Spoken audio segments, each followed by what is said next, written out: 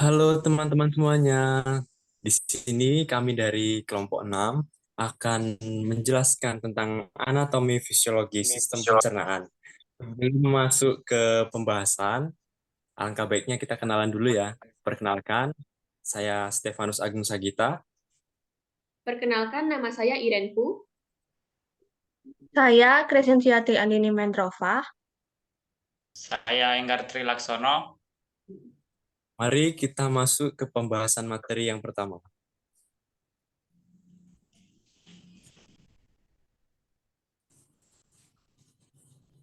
Jadi, di sini kami akan menjelaskan tentang anatomi fisiologi sistem pencernaan.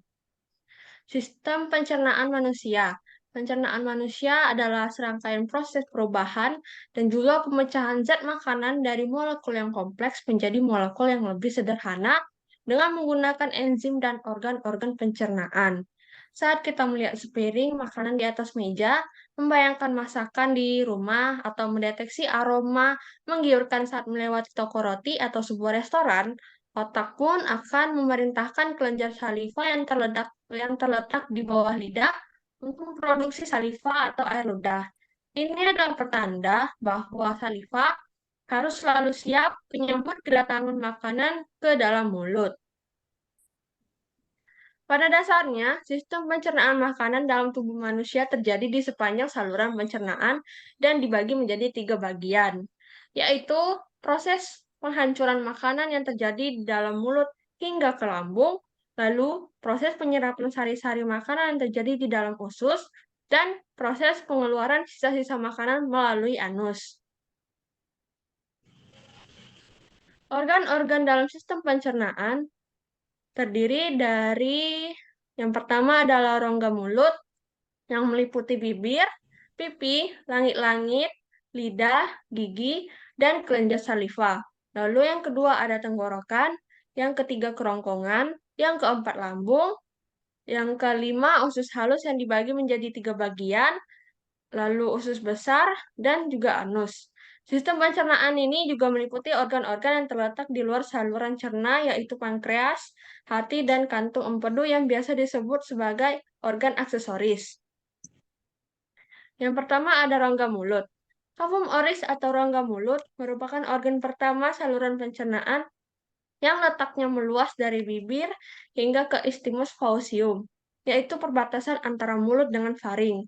Terdiri dari 2 bagian, yaitu bagian luar sempit atau vestibula dan eh, ruang yang diantaranya gusi, bibir, atau pipi, lalu bagian dalam rongga mulut yang dibatasi sisinya oleh tulang maksilaris, palantum, dan mandibularis, yang di sebelahnya belakang bersambung dengan faring.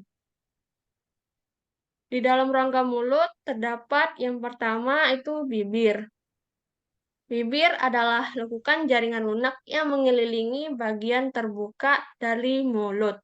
Dibagi menjadi 2 bagian, yaitu bibir bagian atas dan juga bibir bagian bawah. Bibir tersusun dari otot rangka dan jaringan ikat, berfungsi untuk menerima makanan dan juga produksi wicara. Permukaan luar bibir dilapisi oleh kulit yang mengandung folikel rambut, kelenjar keringat, dan kelenjar sebasea. Area transisional memiliki epidermis transparan. Bagian ini tampak merah karena dilewati oleh banyak kapiler yang dapat terlihat. Permukaan dalam bibir adalah membran mukosa. Bagian frenulum labia melekatkan membran mukosa pada gusi di garis tengah. Lalu yang kedua ada pipi. Pipi membentuk dinding bagian lateral masing-masing sisi dari rongga mulut. Pada bagian eksternal dari pipi, pipi dilapisi oleh kulit. Pada bagian internalnya, pipi dilapisi oleh membran mukosa yang terdiri dari epitel pipi berlapis yang tidak terkeratinasi. Yang ketiga ada langit-langit atau biasa disebut dengan palantum. Palantum merupakan sebuah dinding atau pembatas yang membatasi rongga mulut dan juga dengan rongga hidung sehingga membentuk atap bagi rongga mulut. Terletak di bagian inferior dari atap rongga mulut dan dibagi menjadi 2 bagian, yaitu palantum keras dan juga palantum lunak. Yang keempat, ada lidah. Lidah adalah organ otot yang dapat bergerak dan berperan penting dalam proses pengunyahan, menelan, mengisap, dan bicara. Lidah terbentuk dari serabut otot intrinsik dan ekstrinsik yang diselubungi oleh membran mukosa. Bagian-bagian lidah ada pangkal lidah, badan lidah, dan juga ujung lidah. Lidah juga terdapat papila, yang dimana papila lidah terdiri atas papila filiformis, papila fungiformis, papila circumvallate, dan papila volitea. Gigi manusia. Yang kelima ada gigi. Gigi manusia mempunyai dua macam, yaitu gigi susu dan juga gigi tetap. Gigi susu tumbuh mulai usia 6 bulan dan jumlahnya 20 buah dan akan tanggal dan digantikan dengan gigi permanen. Gigi permanen akan berjumlah 32. Jenis gigi terdiri dari yang pertama ada gigi seri, yang kedua ada gigi taring, yang ketiga gigi geraham kecil, dan yang keempat gigi geraham. Materi selanjutnya akan dilanjutkan oleh rekan saya, Irene Fu. Struktur gigi terdiri atas mahkota, leher, akar, email, tulang, rongga gigi, semen, dan pulpa.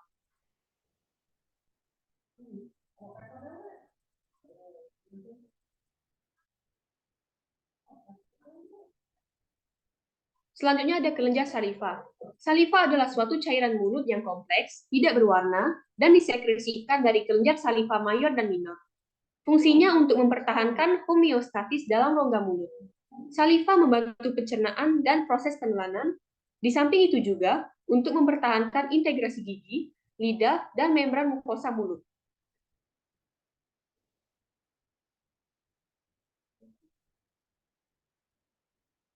Saliva diproduksi oleh 3 pasang kelenjar saliva mayor yaitu parotis, submandibularis, dan sublingualis, beserta kelenjar minor yang tersebar di bawah epitelium oral. Tiap kelenjar terhadap total volume saliva berkontribusi sebanyak 30% dari kelenjar parotis, 60% dari kelenjar submandibularis, dan 5% dari sublingualis, dan 5% kelenjar minor. Kelenjar ludah terbagi menjadi 3, yaitu kelenjar ludah bawah rahang atau kelenjar submaksilaris, selanjutnya kelenjar ludah bawah lidah atau kelenjar sublingualis, dan yang terakhir kelenjar parotis. Pencernaan pada mulut terbagi menjadi 3, yaitu terjadi proses mekanik dan kimia, lalu selanjutnya proses mekanik berupa penghancuran makanan oleh alat-alat pada mulut, dan yang terakhir proses kimia berupa reaksi makanan dengan enzim-enzim yang terdapat pada saliva. Yang kedua ada faring atau tenggorokan, yang merupakan percabangan 2 saluran, yaitu saluran pernapasan atau nasofaring pada bagian depan dan saluran pencernaan atau orofaring pada bagian belakang. Fungsi utama faring adalah menyediakan saluran bagi udara yang keluar masuk dan juga sebagai jalan makanan dan minuman yang ditelan. Faring juga menyediakan ruang dengung atau resonansi untuk suara percakapan. Yang ketiga ada esofagus atau kerongkongan. Kerongkongan berupa tabung otot yang panjangnya sekitar 25 cm, memanjang dari akhir rongga mulut hingga lambung. Fungsinya sebagai jalan untuk makanan yang telah dikunyah dari mulut menuju lambung atau menelan makanan, mencegah benda asing masuk ke perut, menghasilkan gerak peristaltik, dan mencegah laju cairan dari perut.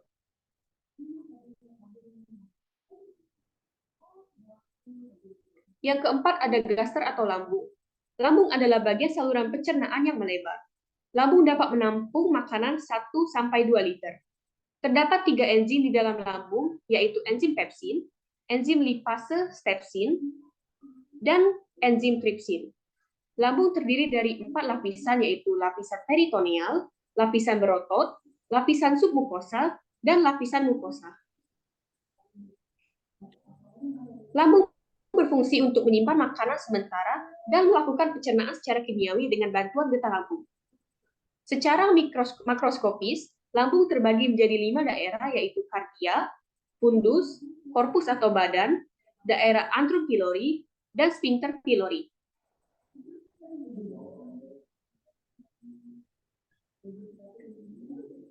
Macam-macam getah lambung adalah sebagai berikut: HCl, renin, lipase, dan intrisi faktor. Terdapat dua jenis fungsi lambung, yang pertama sebagai fungsi motorik, dan yang kedua sebagai fungsi pencernaan dan sekresi. Bagian selanjutnya akan dibacakan oleh Enggar. Yang selanjutnya, intestinum atau usus halus. Usus halus adalah bagian dari saluran pencernaan yang terletak di antara lambung dan usus besar. Usus halus berupa tabung yang panjangnya sekitar 6-8 meter. Terdiri atas 3 bagian, yaitu duodenum atau usus 12 jari, jejunum atau usus kosong, dan ileum atau usus penyerapan. Pada lapisan dalam atau tunika mukosa, jejunum dan ileum terdapat tonjolan-tonjolan halus yang disebut villi, yang berfungsi untuk memperluas permukaan dinding usus dalam penyerapan sari makanan. Enzim-enzim yang terdapat pada usus halus adalah sebagai berikut, yaitu amilase, pepsin, eripsin, lipase, disakarase, fosfase, enterokinase. Pada ujung usus halus terdapat katup yang disebut katup Bauhini atau katup ileosekal yang berfungsi mencegah makanan masuk kembali ke usus halus. Pada usus halus hanya terjadi pencernaan secara kimiawi, yaitu dengan bantuan senyawa kimia yang dihasilkan oleh usus halus, serta senyawa kimia dari kelenjar pankreas yang dilepaskan ke usus halus.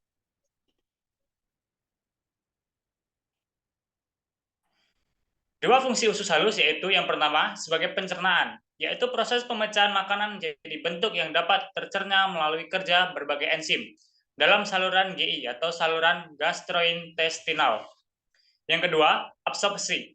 Zat gizi dan air yang terdapat dalam makanan yang masuk dalam tubuh, yaitu pemindahan hasil-hasil pemecahan karbohidrat, lemak, protein, air, elektrolit, dan vitamin melalui dinding usus ke dalam sirkulasi darah dan limfe untuk digunakan oleh sel-sel tubuh. Yang selanjutnya, kolon atau usus besar. Usus besar adalah bagian usus antara usus halus dan rektum. Fungsi utamanya adalah menyerap air selama proses pencernaan, membentuk massa feses, mendorong sisa makanan hasil pencernaan atau feses keluar tubuh, dan membentuk lendir untuk melumasi permukaan mukosa.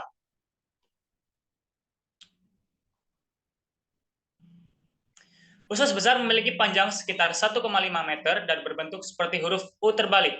Usus besar dibagi menjadi 3 daerah. Yang pertama ascendent atau usus halus, yang kedua transversum atau usus datar, yang ketiga descendent usus turun, yang keempat sigmoid atau colon pelvinum.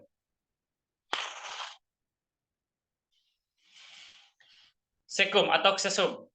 Cecum adalah bagian pertama usus besar berupa kantung tertutup. Ia terletak inferior dari ileocecal junction di fossa iliaca dextra. Cecum berlanjut menjadi kolon ascendent setinggi pintu masuk ileum ke cecum.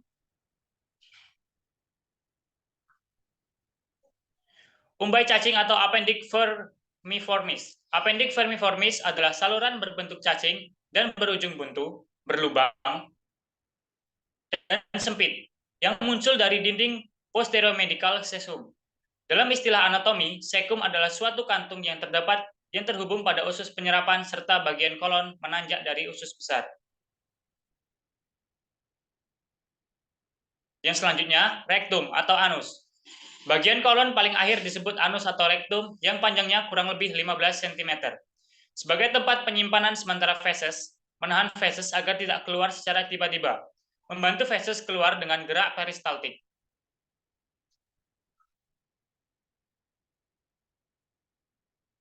Yang selanjutnya, proses pembentukan feses. Absorpsi air pada usus besar. Sekitar 1000-1500 ml cairan mengalir dari ileum ke kolon setiap harinya. Sedangkan jumlah air yang berada dalam feses hanya sekitar 100-150 ml saja. Ini menunjukkan bahwa kolon adalah tempat pengabsorpsian paling baik. Jumlah air yang diabsorpsi dari thymus bergantung pada pergerakan isi kolon. Usus besar mensekresi ion bikarbonat yang secara bersamaan mengabsorpsi ion klorida. Absorpsi ion natrium dan klorida menciptakan gradien osmotik yang juga menyebabkan penyerapan air.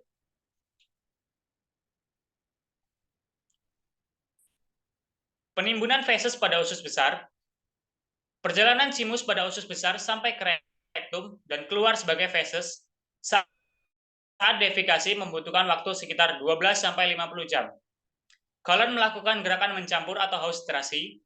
Haustrasi berfungsi untuk mengaduk dan memutar chimus agar semua bagian feses bersentuhan dengan mukosa usus besar, sehingga cairan-cairan serta zat-zat terlarut diabsorpsi hingga hanya terdapat 80-200 ml feses yang dikeluarkan setiap pagi.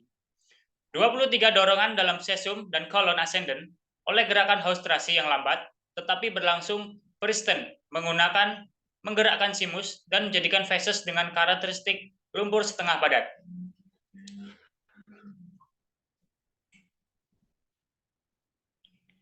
Selanjutnya, proses defekasi. Defekasi merupakan proses terakhir dari suatu pencernaan makanan yang ditimbulkan karena adanya refleks defekasi. Bila feses menekan dinding rektum, maka plexum mentricus pada mukosa rektum akan menerima impuls untuk melakukan peristaltik di dalam kolon descendant, sigmoid, dan rektum, mendorong feses ke arah anus. Ketika peristaltik mendekati anus, plexus mentricus akan dihambat sehingga sphincter ani internus akan terrelaksasi. Apabila sphincter ani externus yang bekerja di bawah kesadaran juga berelaksasi secara volunteer, maka terjadilah defekasi. Yang selanjutnya akan disampaikan oleh Agung. Organ pencernaan aksesori. Organ pencernaan aksesori merupakan organ yang membantu pencernaan tapi bukan bagian dari saluran pencernaan. Organ-organ ini termasuk pankreas, hati, dan kantung empedu. Organ yang secara tidak langsung mencerna makanan, namun memiliki peran penting dalam sistem pencernaan. Hati merupakan kelenjar terbesar di dalam tubuh, terletak dalam rongga perut sebelah kanan, tepatnya di bawah diafragma. Berfungsi sebagai pengatur keseimbangan zat makanan dalam darah, sebagai penyekresi empedu, dan membentuk eritrosit. Terbagi menjadi lobus kiri dan lobus kanan. Enzim-enzim dalam hati. Yang pertama ada alanin aminotransferase, asparat aminotransferase, fosfatase alkali, GGI. Pankreas. Pankreas terletak di bawah lambung, menghasilkan getah pankreas, dan berfungsi untuk mengatur kadar gula dalam darah melalui pengeluaran glukagon, yang menambah kadar gula dalam darah dengan mempercepat tingkat pelepasan dari hati dan pengurangan kadar gula dalam darah yang mengeluarkan insulin, yang mana mempercepat aliran glukosa ke dalam sel tubuh, terutama otot. Inilah bagian-bagiannya. Selanjutnya ada kantung empedu atau gallbladder. Kantung empedu adalah organ berbentuk buah pir yang dapat menyimpan sekitar 50 mili empedu. Dibagi menjadi 3, fundus, corpus, infundibulum, dan kolum. Kandung empedu berfungsi sebagai tempat menyimpan cairan empedu, menyimpan dan mengkonsentrasikan empedu, membantu proses pencernaan lemak, membantu fungsi enzim lipase, dan sebagai bakterisida.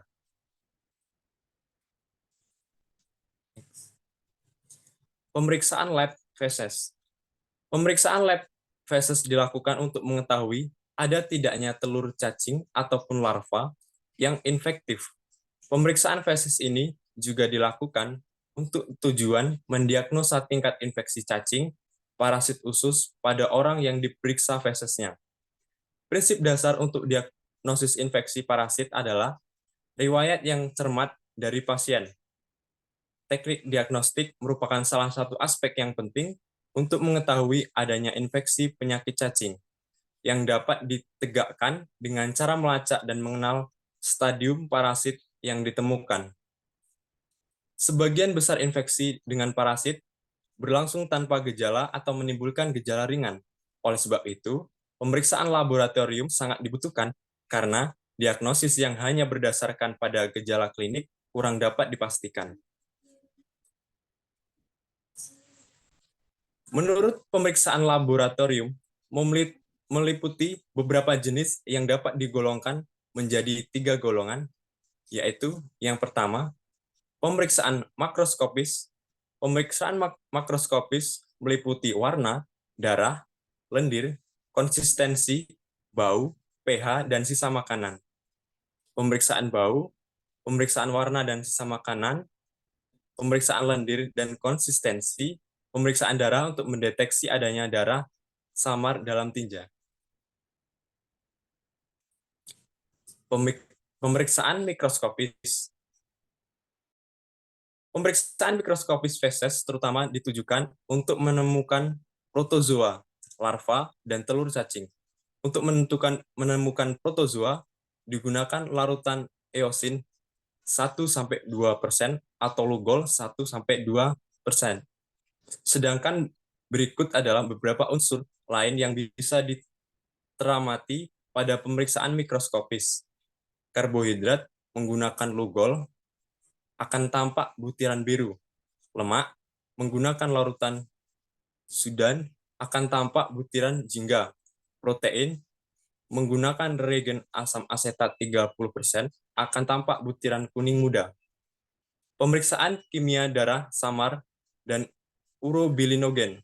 Pemeriksaan ini merupakan unsur terpenting dalam pemeriksaan kimia tinja. Kesimpulannya, organ pencernaan makanan adalah bagian-bagian tubuh yang berperan dalam mencerna makanan yang kita makan dan mengubahnya dari bentuk kasar menjadi bentuk halus, sehingga makanan itu dapat diserap oleh usus. Alat-alat pencernaan makanan terdiri atas saluran pencernaan makanan dan kelenjar pencernaan. Saluran pencernaan terdiri atas rongga mulut, tenggorokan, kerongkongan, lambung, usus halus, usus besar, dan berakhir pada anus. Sedangkan kelenjar pencernaan terdiri atas kelenjar ludah, kelenjar lambung, kelenjar usus, hati, dan pankreas. Nah, demikianlah presentasi dan penjelasan dari kami mengenai sistem anatomi fisiologi sistem pencernaan. Sekian pembahasannya, dan kami ucapkan terima kasih. Bye. Terima kasih.